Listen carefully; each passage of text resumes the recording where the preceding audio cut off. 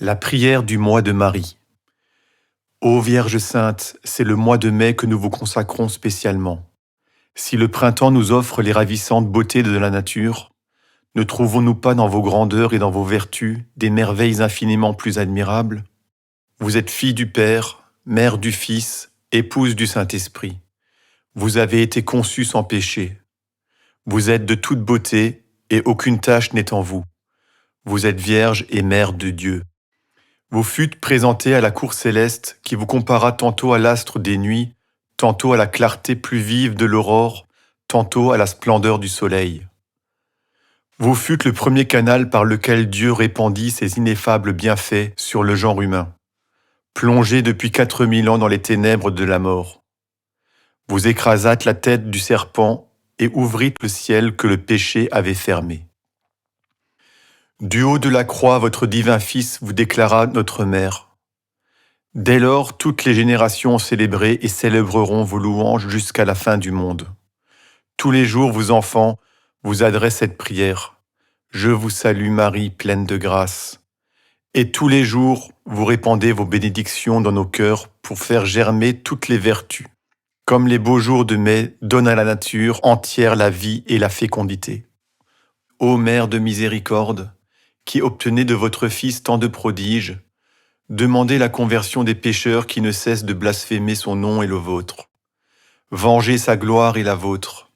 Ne permettez pas qu'ils imitent l'impie Nestorius, qui mourut dans le désespoir pour avoir prêché contre votre divine maternité. Hérésie renouvelée aujourd'hui par une secte pestilentielle.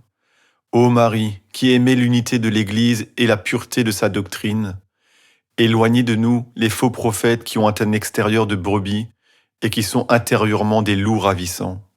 Ne permettez pas qu'ils dévorent vos enfants comme le feu dévora le temple de Salomon.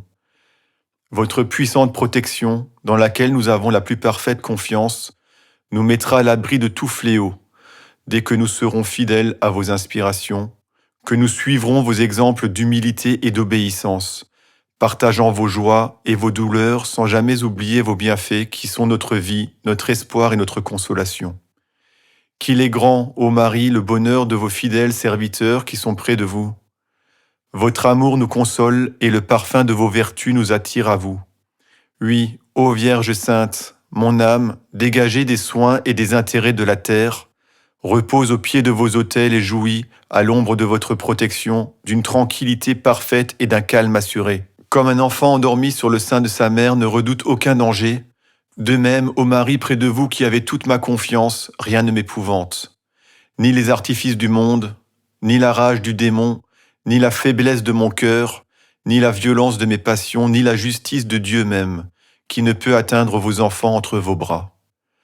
Lorsque vous abaissez sur moi un regard d'amour et de compassion, un de ces regards qui guérissent toutes les douleurs, je sens aussitôt descendre dans mon âme tous les précieux dons de la grâce et l'abondance des divines miséricordes. Je vois mon Dieu ouvrir son cœur au retour de mon âme qui l'invoque, et j'entends sa bouche lui adresser ces paroles consolantes. Ma fille, mon fils, ayez confiance. Votre mère a prié pour vous, j'ai oublié toutes vos iniquités. Ô la meilleure et la plus tendre des mères, intéressez-vous pour tant de pécheurs qui ne participent pas à ce bonheur et qui, malgré leur ingratitude, n'ont pas cessé d'être vos enfants. Puisque le calvaire est un asile assuré que personne ne peut violer et que la justice de Dieu respecte elle-même, puisque les plaies sacrées de votre Fils sont le refuge des pécheurs, puisque son sang demande encore miséricorde pour eux et que son cœur adorable brûle encore pour eux du même amour qu'il immola sur la croix, puisqu'il réclama d'une voix mourante votre miséricorde pour eux, mêlez votre voix à celle de votre divin Fils, qui fit sortir les morts des tombeaux. Obtenez pour eux les lumières et les grâces dont ils ont besoin pour rentrer dans la voie du salut. Faites qu'un jour ils s'unissent à nous pour célébrer vos bienfaits et chanter vos louanges pendant toute l'éternité. Ainsi soit-il.